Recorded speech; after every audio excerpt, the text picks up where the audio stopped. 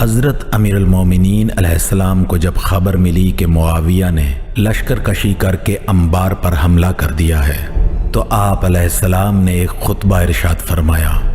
جس میں آپ نے فرمایا بسم اللہ الرحمن الرحیم اما بعد، جہاد جنت کے دروازوں میں سے ایک دروازہ ہے جسے پروردگار نے اپنے مخصوص اولیاء کے لیے کھولا ہے۔ یہ تقوی کا لباس اور اللہ کا محفوظ و مستحکم ذرہ ہے اور مضبوط سپر ہے۔ جس نے رخ پھیر کر نظر انداز کر دیا اسے اللہ ذلت کا لباس پہنا دے گا اور اس پر مصیبت حاوی ہو جائے گی اور اسے ذلت و خواری کے ساتھ ٹھکرا دیا جائے گا اور اس کے دل پر غفلت کا پردہ ڈال دیا جائے گا اور جہاد کو ضائع کرنے کی بنا پر حق اس کے ہاتھ سے نکل جائے گا اور اسے ذلت برداشت کرنا پڑے گی اور وہ انصاف سے محروم ہو جائے گا۔ آگاہ ہو جاؤ کہ میں نے تم لوگوں کو اس قوم سے جہاد کرنے کے لیے دن میں پکارا اور رات میں آواز دی، خفیہ طریقے سے دعوت دی اور علی اعلان آمادہ کیا اور برابر سمجھایا کہ ان کے حملہ کرنے سے پہلے تم میدان میں نکل آؤ کہ خدا کی قسم جس قوم سے اس کے گھر کے اندر جنگ کی جاتی ہے اس کا حصہ ذلت کے علاوہ کچھ نہیں ہوتا، لیکن تم نے ٹال مٹول کیا اور سستی کا مظاہرہ کیا، یہاں تک کہ تم پر مسلسل حملے شروع ہو گئے اور تمہارے علاقوں پر قبضہ کر لیا گیا۔ دیکھو یہ بنی غامد کے آدمی سفیان بن عوف کی فوج انبار میں داخل ہو گئی ہے اور اس نے حسان بن حسان بکری کو قتل کر دیا ہے اور تمہارے سپاہیوں کو ان کے مراکز سے نکال باہر کر دیا ہے،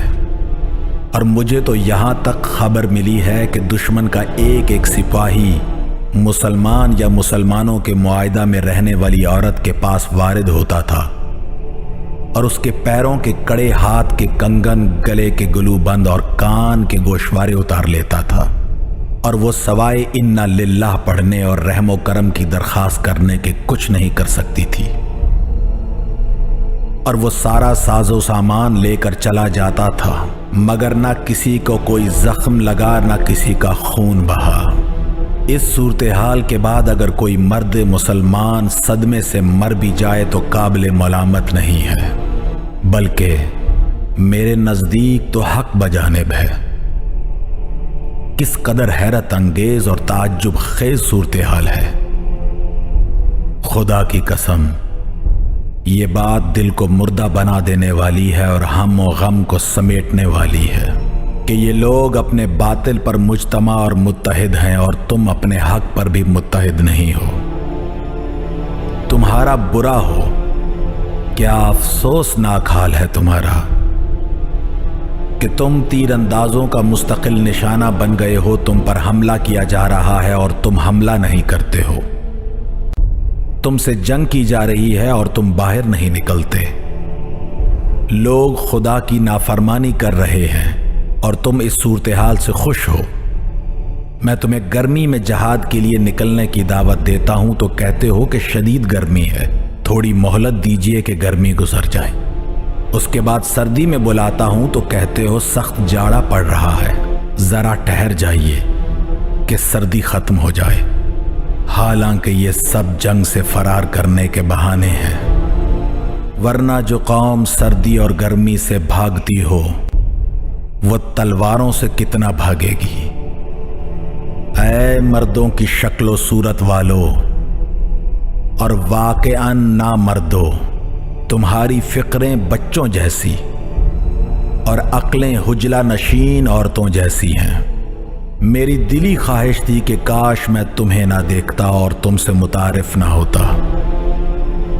جس کا نتیجہ صرف ندامت اور رنج و افسوس ہے۔ اللہ تمہیں غارت کرے، تم نے میرے دل کو پیپ سے بھر دیا ہے اور میرے سینہ کو رنج و غم سے چھلکا دیا ہے۔ تم نے ہر سانس میں ہم و غم کے گھونٹ پلائے ہیں اور اپنی نافرمانی اور سرکشی سے میری رائے کو بھی بیکار اور بے اثر بنا دیا ہے۔ یہاں تک کہ اب قریش والے یہ کہنے لگے ہیں کہ فرزند ابو طالب بہادر تو ہیں لیکن انہیں جنگ لڑنے کا ہنر نہیں آتا۔ اللہ ان کا بھلا کرے۔ کیا ان میں کوئی بھی ایسا ہے جو مجھ سے زیادہ جنگ کا تجربہ رکھتا ہو اور مجھ سے پہلے کوئی مقام رکھتا ہو؟ میں نے جہاد کے لیے اس وقت قیام کیا جب میری عمر 20 سال بھی نہیں تھی، اور اب تو 60 سے زیادہ ہو چکی ہے۔ لیکن کیا کیا جائے، جس کی اطاعت نہیں کی جاتی ہے اس کی رائے کوئی رائے نہیں ہوتی ہے۔